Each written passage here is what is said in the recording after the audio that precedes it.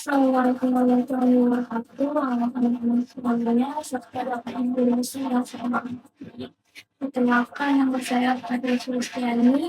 NIM saya 2514111111. Saya dari kelas perbankan syariah yang buat A. Nah, pada video workshop kuliah metodologi ini, metodologi Islam kali ini, saya akan membahas salah satu tokoh muslim yang paling berpengaruh dalam sejarah peradaban Islam, yaitu Ibnu Khaldun. Mungkin sebagian dari kita mengenal beliau sebagai ahli sejarah dan sejarawan, tetapi sebenarnya Ibnu Khaldun ini jauh lebih dari itu. Beliau adalah seorang ilmuwan muslim yang membahas tentang sejarah, ekonomi, pendidikan, politik, masyarakat, bahkan metode berpikir secara ilmiah. Yang membuat beliau sangat luar biasa itu adalah pemikirannya yang relevan hingga sekarang. Padahal beliau hidup pada abad ke-14 yang dimana pemikiran beliau itu lebih maju daripada zamannya. Bahkan banyak ilmuwan barat yang menyebut bahwa beliau ini sebagai pelopor ilmu sosiologi modern dan ekonomi modern.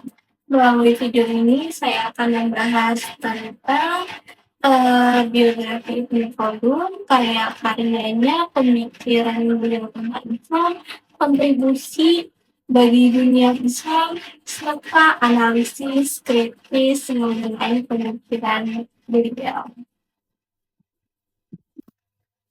Oke teman-teman, kita masuk ke biografi tokoh dari Ibnu Khaldun.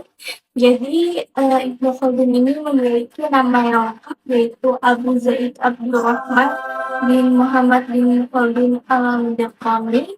Beliau lahir di Tunis, Afrika Utara pada tahun 1332 Masehi dan wafat di Kairo atau Mesir tahun 1406 Masehi.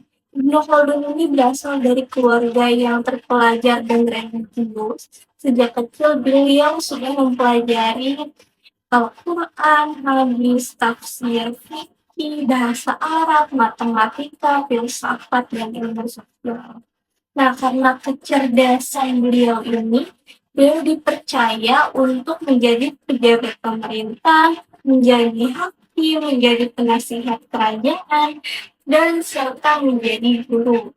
Nah, pengalaman beliau di dunia politik inilah yang sangat mempengaruhi cara berpikirnya. Beliau hidup di tengah-tengah kondisi politik yang penuh konflik, yaitu perang antar kerajaan, perebutan kekuasaan, pengkhianatan politik, serta runtuhnya beberapa pemerintah. Karena melihat langsung kondisi tersebut, beliau ini mulai berpikir, kenapa suatu negara bisa maju, tapi kemudian menjadi hancur. Nah, dari pernyataan itulah lahir pemikiran-pemikiran besar dari Ibnu Khaldun. Oke, jadi kita masuk ke karya-karya Ibnu Khaldun.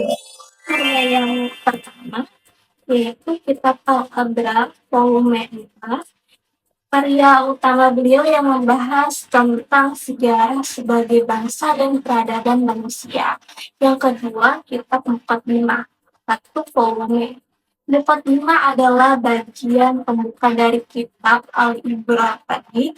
Namun karena isi pemikirannya ini sangat-sangat luar biasa, kitab ini menjadi terkenal karena tersendiri di dalam Muqaddimah beliau membahas tentang masyarakat, tentang pendidikan, tentang ekonomi, politik, dan metode penelitian sejarah. Kalau banget ya, daripada kitab yang Al-Ibrar tadi ternyata lebih dominan banyak membahas uh, tentang berbagai masalah gitu di kitab Al-Muqaddimah ini. Lalu kitab yang ketiga adalah kitab Al-Ta'rif di Ibnu Khaldun, yaitu 2 volume.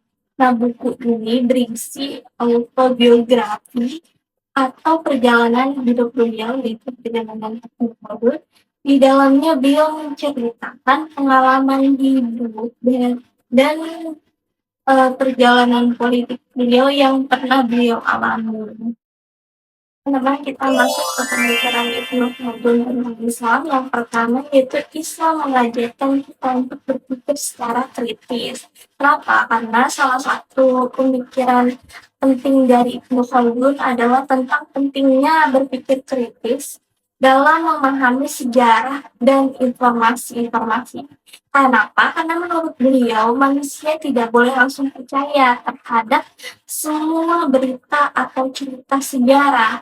Suatu informasi itu harus diteliti, dianalisis, dan dibandingkan dengan fakta-fakta yang ada. Nah, pemikiran ini sangat sesuai dengan ajaran Islam. Allah Subhanahu wa Ta'ala berfirman, "Wahai orang-orang yang beriman, jika datang kepadamu orang fasik membawa suatu berita, maka telitilah kebenarannya." Quran Surah Al-Hujurat ayat 6. Nah, ayat ini mengajarkan kepada kita itu konsep tabayun, yaitu mencari kebenaran sebelum mempercayai suatu informasi. Nah, ini kalau dikaitkan dengan kehidupan sekarang ini yang relevan, eh, yaitu di kehidupan media sosial. Kadang berita viral langsung percaya. Ada berita viral nih, kita langsung percaya tanpa kita cek terlebih dahulu apakah ini benar atau hoax. Nah, padahal Islam itu mengajarkan kepada kita untuk berpikir kritis dan tidak mudah terpengaruh hoax atau tidak mudah terprovokasi. Nah, teori yang kedua yaitu teori Ashabiyah. Pemikiran terkenal lainnya adalah teori Ashabiyah, yang dimana berarti solidaritas sosial atau rasa persatuan dalam masyarakat. Nah, menurut Ibnu Khaldun ini, suatu bangsa akan kuat jika masyarakatnya bersatu, saling membantu, dan memiliki tujuan bersama. Namun, ketika masyarakat ini mulai egois, hidup bermewah-mewahan, dan kehilangan persatuan, maka peradaban perlahan akan runtuh.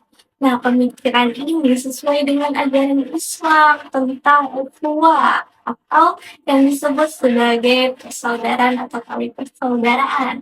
Nah, Rasulullah Shallallahu Alaihi Wasallam bersabda, orang mukmin dengan mukmin lainnya seperti bangunan yang saling menguatkan. Hadis riwayat Bukhari dan Muslim. Hadis ini menunjukkan pentingnya persatuan dalam kehidupan bermasyarakat. Jadi kita lanjut ya. Nah, teman-teman kita masuk yang ketiga yaitu pemikiran ekonomi Ibnu Khaldun. Jadi salah satu hal yang paling menarik dari Ibnu Khaldun ini adalah pemikiran tentang ekonomi. Bahkan banyak ilmuwan mengatakan bahwa beliau adalah salah satu pelopor ilmu ekonomi modern. Nah, menurut Ibnu Khaldun ini, sumber utama kekayaan itu bukan hanya dari uang dan emas. Nah, tetapi menurut Ibnu Khaldun ini sumbernya itu berasal dari hasil kerja manusia, yang dimana artinya pedagang, produksi, pekerjaan, dan usaha masyarakat adalah faktor utama kemajuan ekonomi. Beliau juga menjelaskan bahwa pemerintah itu harus berlaku adil terhadap rakyatnya. Nah, kalau pajak terlalu tinggi, maka masyarakat akan malas untuk membayar pajak dan semakin malas untuk bekerja, dan ekonomi menjadi lemah atau turun. Dan jika sebaliknya pemerintah adil dan mendukung masyarakatnya bekerja, maka ekonomi akan semakin berkembang. Nah, jadi menurut saya pemikiran ini sangat modern karena sampai sekarang masih banyak negara yang ekonominya maju, yaitu biasanya memiliki lapangan kerja yang baik, perdagangan yang berkembang, lalu kebijakan pemerintah yang mendukung rakyatnya. Nah, maka Ibnu Khaldun ini juga menjelaskan pentingnya pembagian kerja. Contohnya ada petani, ada pedagang, ada guru, ada pekerja, dan ada pemimpin, yang semuanya memiliki tugas masing-masing agar kehidupan berjalan seimbang. Nah, dalam Islam, ekonomi memang harus dijalankan dengan adil dan tidak merugikan masyarakat. Bahkan Allah Subhanahu wa Ta'ala berfirman, "Dan janganlah kamu merugikan manusia pada hak-haknya." Quran surah Hud ayat 85. Nah, selain itu Rasulullah Shallallahu Alaihi Wasallam juga bersabda, pedagang yang jujur dan amanah akan bersama para nabi, orang-orang benar dan para syuhada. Hadis riwayat Tirmizi. Nah, hadis ini menunjukkan bahwa Islam sangat mendukung aktivitas ekonomi, tetapi harus dilakukan dengan kejujuran dan keadilan. Oke, kita masuk yang keempat, yaitu tentang pemikiran pendidikan. Dalam bidang pendidikan, Ibnu Khaldun menolak metode belajar yang sangat keras. Kenapa? Karena menurut beliau, pendidikan itu harus dilakukan secara bertahap, menyesuaikan kemampuan siswanya, dan tidak boleh menggunakan kekerasan. Karena jika murid terlalu ditekan, maka mereka akan kehilangan semangat dalam belajarnya.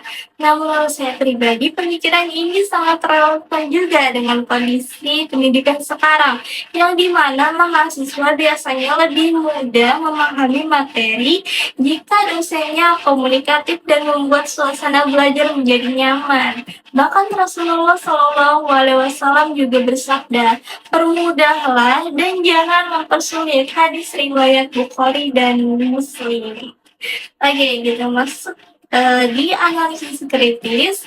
Nah, menurut pendapat saya pribadi, pemikiran Ibnu Khaldun ini sangat luar biasa karena beliau mampu menghubungkan Islam dengan kehidupan yang nyata. Beliau tidak membahas ibadahnya saja, tetapi beliau membahas tentang sosial, ekonomi, pendidikan, serta politik.